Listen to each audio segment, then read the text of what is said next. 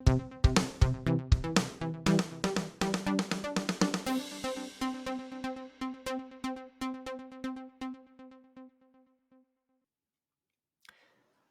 behavioral analysis therapy is now paid for by most insurance companies for the treatment of autism. Yet the industry is still in the dark ages when it comes to evidence-based decision-making and uniform standards for outcomes. Access is a major issue too. Today's guest, Daniel Etra, is co-founder and CEO of RethinkFirst, which leverages technology to train caregivers to deliver treatment. Recently, RethinkFirst launched an AI solution to provide clinical data and analytics that health plans and ABA clinicians need to optimize treatment and enable value-based care. Hi, everyone. I'm David Williams, president of strategy consulting firm Healthbiz Group and host of the Healthbiz podcast, a weekly show where I interview top healthcare leaders about their lives and careers. Please leave a comment, subscribe, or leave a rating or review. Daniel, welcome to the Healthbiz podcast. David, it's a pleasure to be here. Thank you for having me. So we're going to talk a lot about what you're doing now, but I would love to hear a little bit about your background, your upbringing, in particular, maybe any childhood influences that have stuck with you. Sure. So I'd like to say I'm a reformed investment banker. So started my career early in the finance realm and woes up or got wiser and shifted over to actually starting and building organizations. If I look to my early childhood influences, on my father's side, my late grandmother, one of the first women to graduate from Columbia Law School, so a real pioneer in that field for women, someone of incredible intellect, warm and generous heart, and someone who really believed in doing right by the world and for the world. And then on my mother's side, my late grandfather, really one of the individuals who helped found the state of Israel and help it in its early days. He was deputy in charge of reparations for the state after World War II. And so instrumental in really helping establish industry there and one of that early generation of pioneers, which you really don't see in these days, and also an early entrepreneur. So one of the founders of the first brewery in Israel, helping start some of the big manufacturing companies that today are multi-billion-dollar conglomerates. And so if I look to that part of the family, that individual, maybe some of that entrepreneurial spirit carrying down in my genes.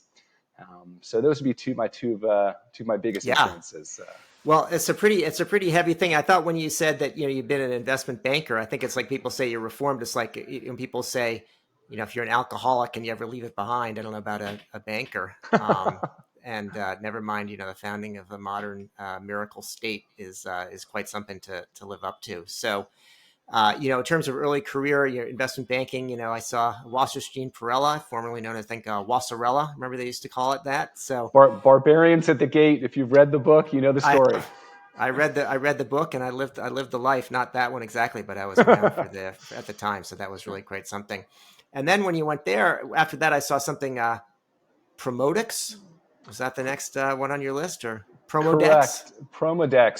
So starting with getting a pretty solid grounding in finance and I'd say work discipline, the right kinds of habits needed to be an investment banker, and then moving to Israel to take over a family started and run import and distribution company. My late grandfather I referenced, he had started the business, and there was no one else in my generation to work in it. And that was really for the first time gaining operational experience, but just really that appreciation of building something and taking something, in this case, that was built, growing it, and we eventually took it to an exit for a variety of strategic reasons. But I really enjoyed that aspect of having something concrete. In my investment banking days, and I think like yours probably in finance, you're working with numbers, making recommendations, analyses. Here, there's actually a physical product that you're dealing with. There are customers that you're dealing with. And so I really enjoyed that experience.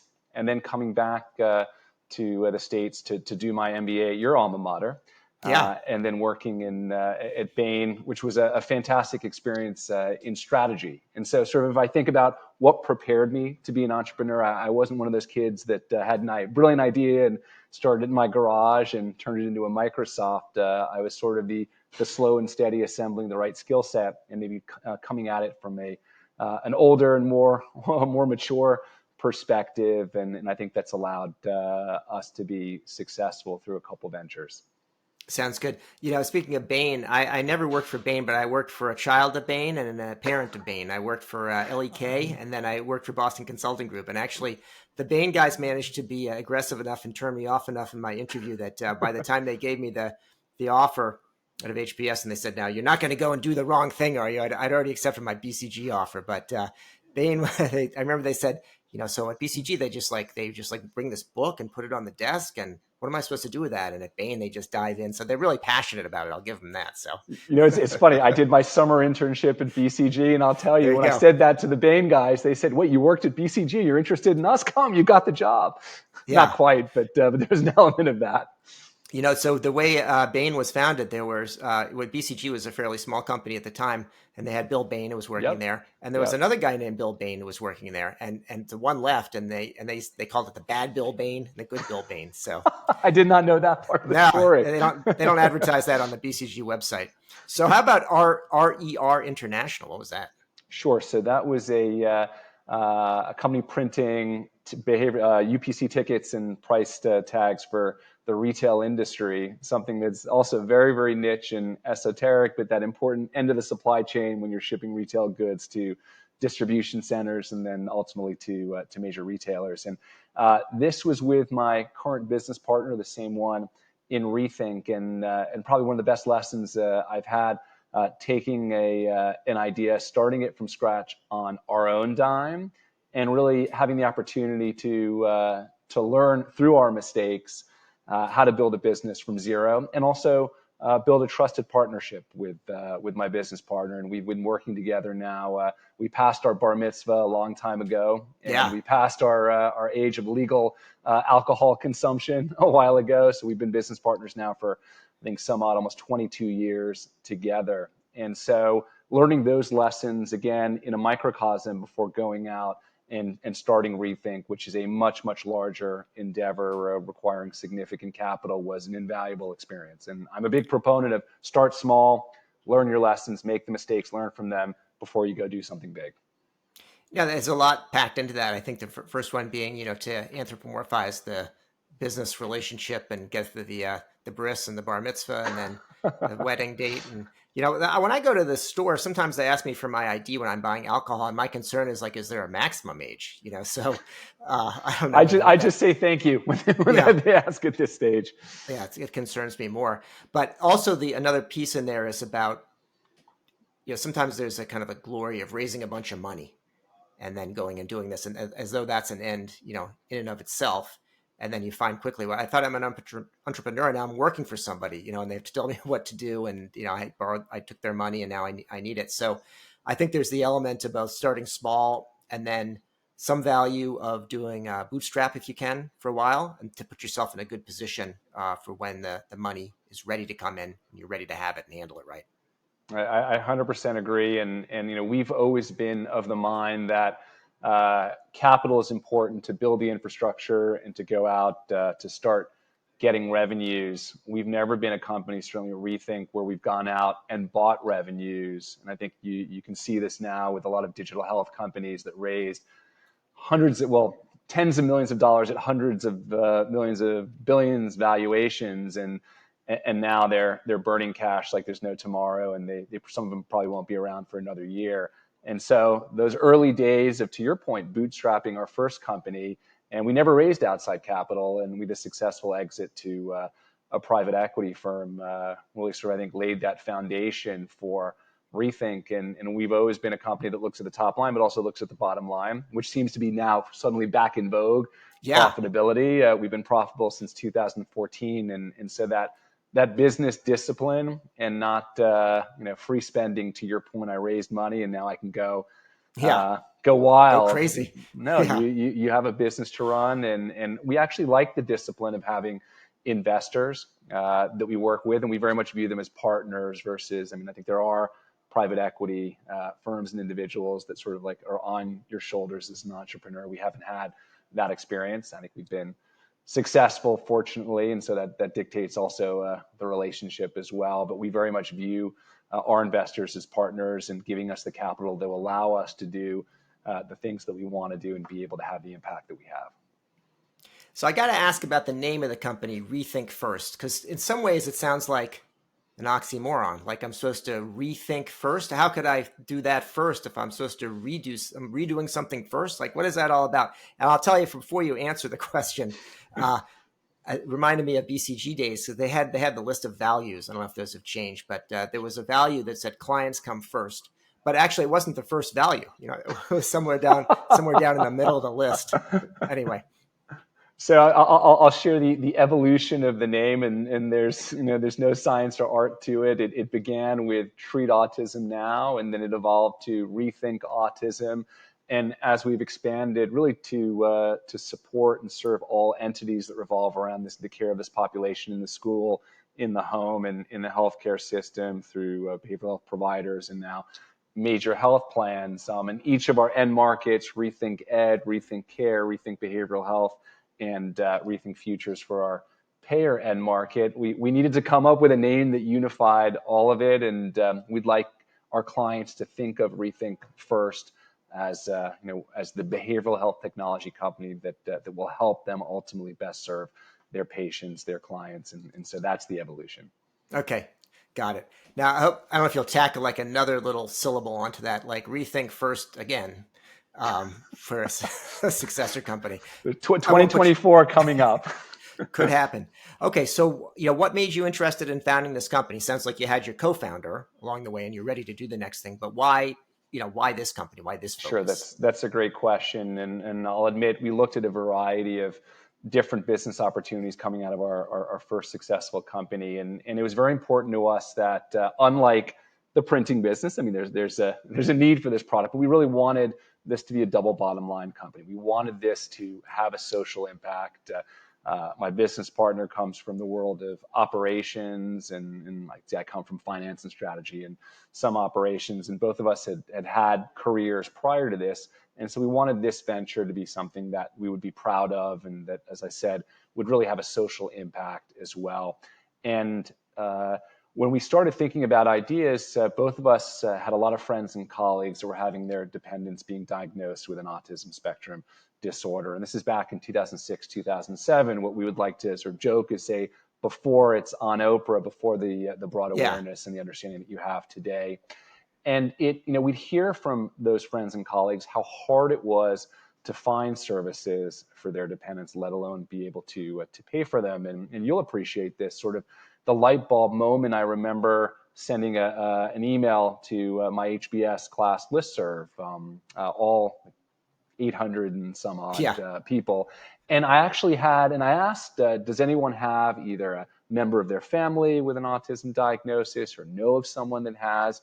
And I had about 100 email responses, and that's pretty significant. And we called every one of those individuals, and it's those same recurring themes: help us help our child, or my friend is struggling, can't get access to services, can't pay for them. And it became very clear that that stumbling block was, which at the time and still exists today, simply as you touched on in your intro, a significant dearth of clinical resources available in the marketplace. And I think just some statistics, there are only about 50,000 some odd board certified behavioral therapists, BCBAs, globally. And I think the current statistic is 1 in 36. If you use that metric, you're probably talking about well north of 500 million or more individuals globally, birth to 21, that have or will have an autism diagnosis. And very quickly, you can see there's no way that to serve this global population. And certainly the majority of these BCBAs are located in the United States. And so we thought, how do you scale? How do you ensure each individual and their dependent, no matter where they are in the world, gets access to clinical best practice intervention? And we said the only way that's going to happen is if whoever's physically spending time with the child is using that time to deliver the intervention. And so how do you train them? And we saw there was a lot of research on the efficacy of video modeling. You see its utility in medicine, in the military, in heavy equipment operation. And so we thought, let's combine that method of training with applied behavior analysis, the medically recommended intervention approach. U.S. Academy of Pediatrics, the National Institutes of Health, evidence-based approaches applied by ABA.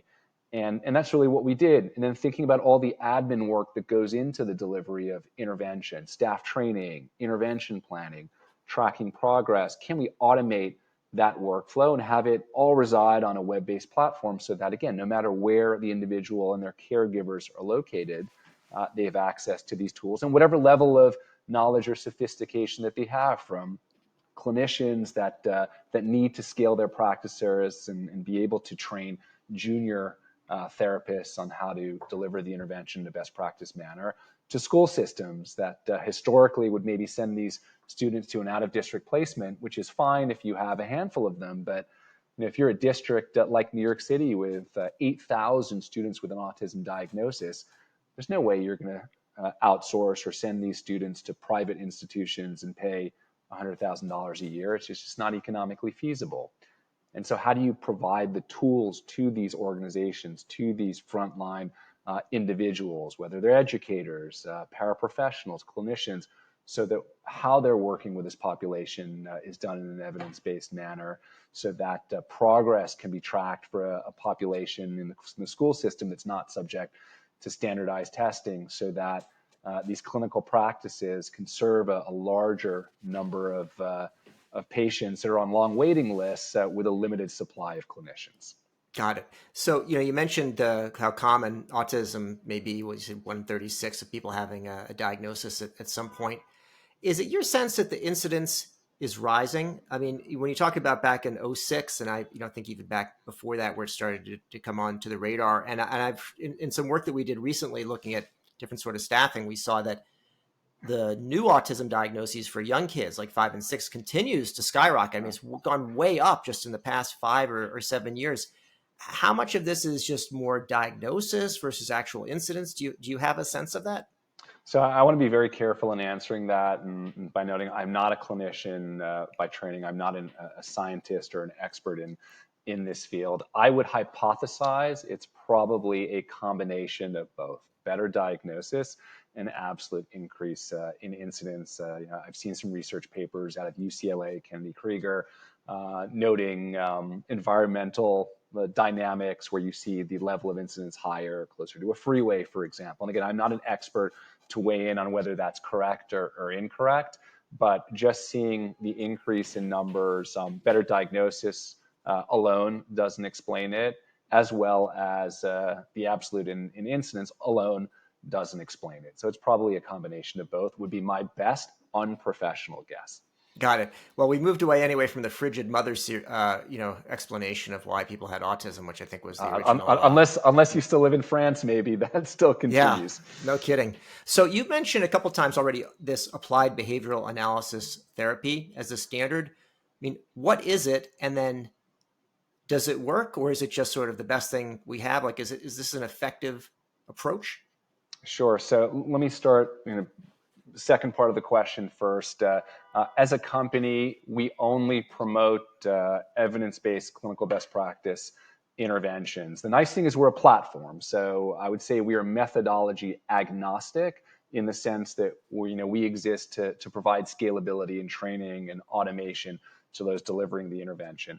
That being said, we only recommend, or we only show treatment methodologies that have the backing of the scientific community. So again, the American Academy of Pediatrics, the US Surgeon General, the NIH, those recognized medical bodies have noted that ABA is an evidence-based clinical best practice approach. Will that always be the case?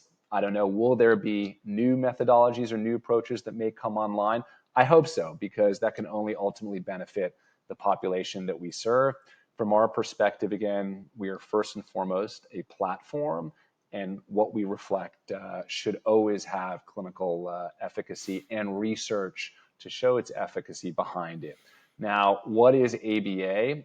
In its most simplistic form, it would be, in layman's terms, taking a task or skill, breaking it down into its individual components, and through a series of repetitive exercises on each component, teaching the individual, the patient, how to master that skill. Another way of describing it is every individual learns at a different pace, and certainly those on the spectrum may take a very long time for lower functioning individuals to learn, even basic attending skills like maintaining eye contact, expressive language, all the way up to those maybe on the higher end of the spectrum that may exhibit more behavioral issues, and so they may be able to learn new tasks and skills at a more rapid clip.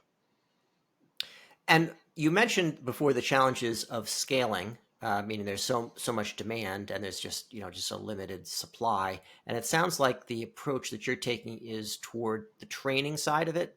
Is that right? As opposed to, let's say, using technology to actually administer the therapy itself. So it's really thinking about the workflow that goes into the delivery of intervention and what elements can you automate or provide tools to that caregiver or clinician to allow them to be more effective in the way they deliver care. And so we take a platform-driven approach, and if the way we think about it, really three core pillars of our product: workflow automation, digital content, and data analytics. And so we perform, I'd say, a multiple role for our clients in the K-12 system, for example. We help them deliver best practice intervention, depending on the district, to thousands of students with a very limited number of clinicians by putting these tools in the hands of the front line and allowing those clinicians to have visibility on how students are doing, really with only a few clicks of the mouse. And a good example, we work with a large district in Virginia where they have 400 students with an autism diagnosis and one behavioral therapist. So how is that individual going to be able to write intervention plans for all 400, train staff on how to deliver that intervention in a best practice manner, monitor progress for all 400 of those students, go into the classroom to supervise and provide feedback to those frontline educators? We try to automate as much of that workflow as possible so that lone therapist can be able to work with that larger population. And so I want to emphasize this: it's not just the training, it's not just the admin that we automate. It's also the data analytics, and maybe this is a nice segue, but one of the things that you noted, value-based care. One of the biggest issues with behavioral health, autism being one element of that, is to date, there's no way to predict outcomes. As the expression goes, you've seen one child with autism, you've seen one child with autism, and two seemingly identical patients with the same diagnosis, same degree of severity, with the same intervention. One may progress to a fully mainstream level or close to it, and another one may not. And there's no way today to predict that. And the reason is there hasn't been data.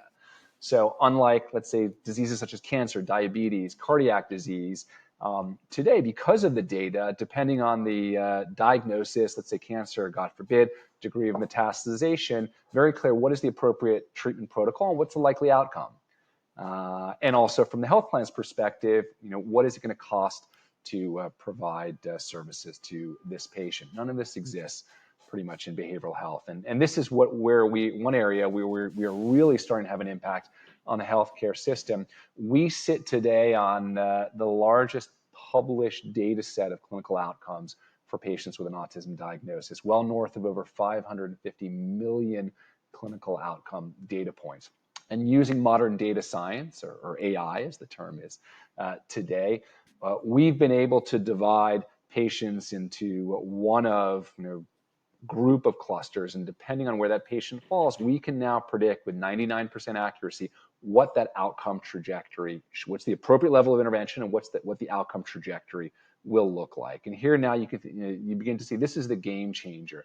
If you're a behavioral health practice, if you know what the endpoint that you need to reach, you start to know, okay, what is the right level of intervention? Are my clinicians delivering that intervention? If you're a health plan, you can start to measure performance of providers that are working with your patients. And that's how you get to value-based care in this area. And that's why it's been so difficult to do it historically because the data hasn't existed. And so as a company, in addition to everything else we do, we are now very much focused on, from a data analytics perspective, helping these entities, whether it's a K-12, what is the appropriate intervention to pace, depending on who that student is, to that behavioral health practitioner, what is the right intervention plan and what kind of progress should you see to a health plan? Are the providers in your network delivering the appropriate care? How do you identify centers of excellence?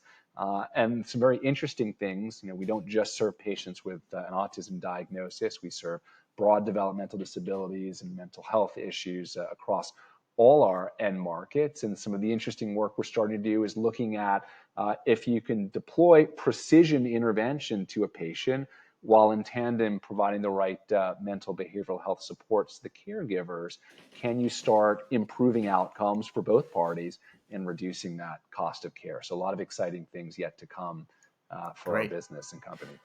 It sounds like, that's really the heart of the matter. When I listen to what you're saying about autism in particular, developmental disabilities, and I think behavioral health generally, there's kind of a lack of accountability. So we're talking value-based care specifically, but even you made a remark earlier about how these students are sort of, they're excluded from the standardized tests for good reason, but the standardized tests, despite their limitations, it is a form of accountability for the schools. So you take that away, you've got your classic sort of, fee-for-service reimbursement, difficult to measure outcomes or even define what they are. So-called patient-reported outcomes are going to be more difficult as well in this population. And so you're laying the groundwork, I think, to have some accountability in the whole system as a very broad concept. Absolutely, and it applies in a positive and negative way. So, for example, those school districts that are fulfilling their federal IDA requirements or state-based legislative mandates to provide an adequate education to these high needs populations, are they delivering what they're supposed to, and how do you actually measure that? What does the student actually need, and is that district providing the right level of services and instruction? And you can see which ones are performing and which ones aren't. And so, to your point, exactly, there's accountability. In a similar vein, behavioral health providers, historically, they were both not diagnosing, but post-diagnosis assessing and delivering services. And so there's a little bit of an interesting, I guess, inversion of or misalignment of incentives, because they're also businesses. And so there's some excellent providers that are out there, and they're providers that are wasteful, that are fraudulent, that are over-prescribing to maximize revenue. And so, how do you identify which are the providers that are doing a fantastic job and which are the ones that are not? Those are the providers, the agencies that you want to be directing patients to, and you want to reward them, in terms of faster reimbursement, better rates, because ultimately that's what best serves these populations. So I think you hit the nail on the head. It's 100% accountability, and you need that accountability to drive better outcomes and to give these patients the level of services and the right clinical efficacy that they deserve. Daniel, you described RethinkFirst's role as a platform, but then you're describing the name and the different pieces. I could almost think about it as an umbrella. So either way, give me a sense of what the span of things is that you're doing, and in particular, who is the target from a customer standpoint? Like who's actually paying the bill here? Yeah, absolutely. So we think of ourselves as a behavioral health technology company, really supporting high needs or serving high needs populations and providing the tools to all entities that revolve around their care to be able to deliver best practice intervention. And so whether it's in the K-12 market, where we have one of the leading special needs management platforms for school systems, so serving all students with an IEP, as well as a whole suite of tools for mental health. And by that, I mean helping districts with issues such as bullying, mitigating school shooting, addressing mental health issues that educators face, anxiety, depression, burnout, supporting the mental health of support staff, janitors, bus drivers. We do all of that, and we can provide a comprehensive solution delivered through a platform to a school system. In a similar vein, for our implement. And it's worth noting, we work with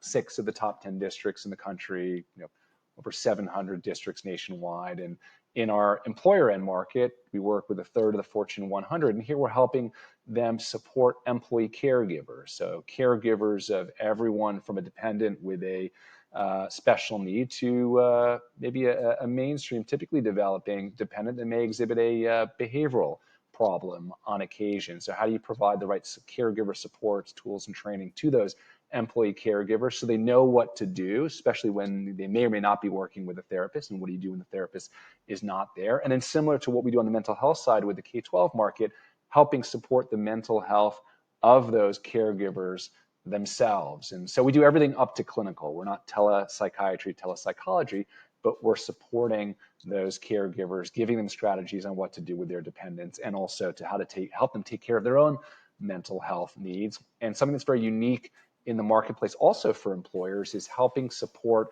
neurodiverse employees in the workplace. And I love this because those same dependents, when they grow up, you want them to be able to be as independent as they can be. You want their parents to think, my child has a future. He's going to be able to go into the workplace. And so how do you help large companies or small companies and everyone in between create the culture where these individuals are welcomed? And that's training HR to make the right kinds of accommodations for those individuals in the interview process. It's training managers to make the right kind of accommodations in the workplace so that those individuals can be successful. It's supporting and coaching those individuals themselves in the workplace so that they can be successful. And this is an important part of what we do with our work with major employers.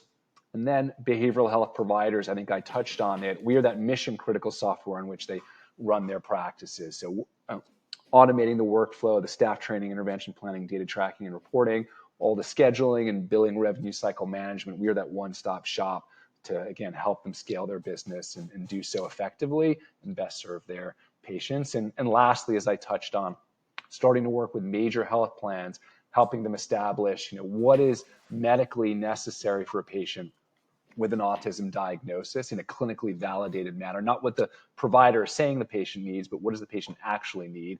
And then being, again, able to help them predict outcome trajectories and thereby assess how their providers are performing. And so all of that under the umbrella of a behavioral health technology company, but with that common thread of that patient or member at the center, that same population, helping support them in the school, in the home, and in the healthcare system. So Daniel, turning away from the business side, back to the personal side for a minute, unless you take it the other direction, have you read any good books lately? Is there anything that you would recommend for our audience? I've got a great book I'm reading now. It's called Red Roulette by Desmond Shum. You may have heard of it, but very timely, talking about an individual who's reached the upper echelons of Chinese corporations and bringing a window into the corruption that exists, the hand of the Communist Party in private business, the inner workings, and it's fascinating. And sort of you compare the modern capitalist system to the communist system, and where China is today. Yes, they made a rapid leap, but I think that there is that limitation. If you continue to have that level of corruption and involvement of the government, you're never going to have companies that are as successful as some of the world's best. So fascinating read, strongly recommended. That sounds good. Well, Daniel, I'm going to close things out here, but I asked you a question now that I should have asked before we started taping, which is, how do you pronounce your last name? It's Etra. Etra. That was actually fairly close, but okay. You had it. Yeah. All right. Well, Daniel Etra, co-founder and CEO of RethinkFirst, thank you for joining me today on the Healthbiz podcast. David, it's been a pleasure. Thank you for having me. You've been listening to the Healthbiz podcast with me, David Williams, president of Health Business Group. I conduct in-depth interviews with leaders in healthcare business and policy. If you like what you hear, go ahead and subscribe on your favorite service. While you're at it, go ahead and subscribe on your second and third favorite services as well. There's more good stuff to come, and you won't want to miss an episode. If your organization is seeking strategy consulting services in healthcare, check out our website, healthbusinessgroup.com.